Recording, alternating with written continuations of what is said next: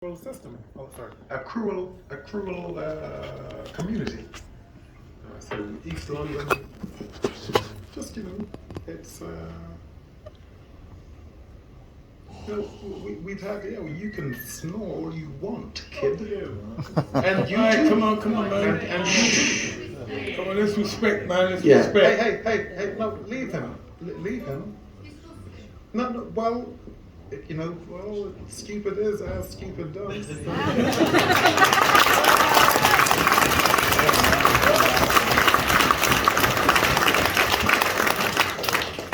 And that's just an observation. As a friend, because I'm not being a dad to the man. I'm just saying, there's people who have paid their money to come and see us, and heckling is not going to work in here. Here. Now, keep in mind that I used to box for a living.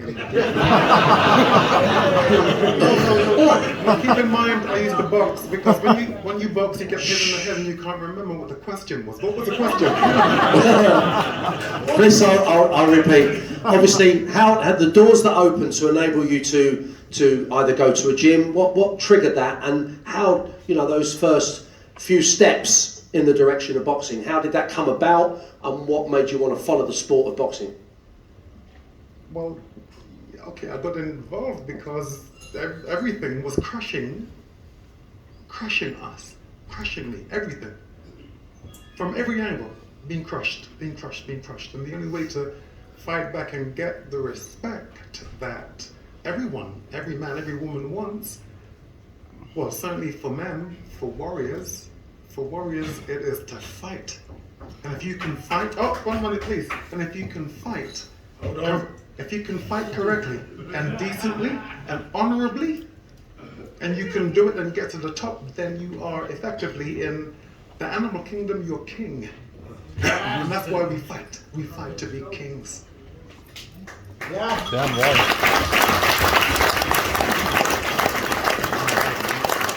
The doors then open again. So from whence your amateur days, you then both make the decision to go pro. I know you came out the army, Nigel, and I think you had 2 or 3 little jobs. Being pro wasn't on the agenda first off, but talk us through how that came about, how you decided to go pro. It's so funny because I was a security guard, would you believe? And a store detective in Woolworths. God is my witness. I was so rubbish at that. But you were shoplifting out of there when you were young. I mean, come on. So you felt you had to give back. Okay. Yeah. First of all, I became a store detective. Then I done cash in transit with Group 4. They were good in my day. But I was doing like long hours doing it. I had one job that I was doing is guarding a point, and it was so fun. I got to tell you this. It was you'd have to go and walk around. It was like a mile perimeter. And I thought, and you got to click the key in. People who have had security jobs, you know what you got to do. You got a key that you got to click in. You walk to the next point, click in. And I thought to myself,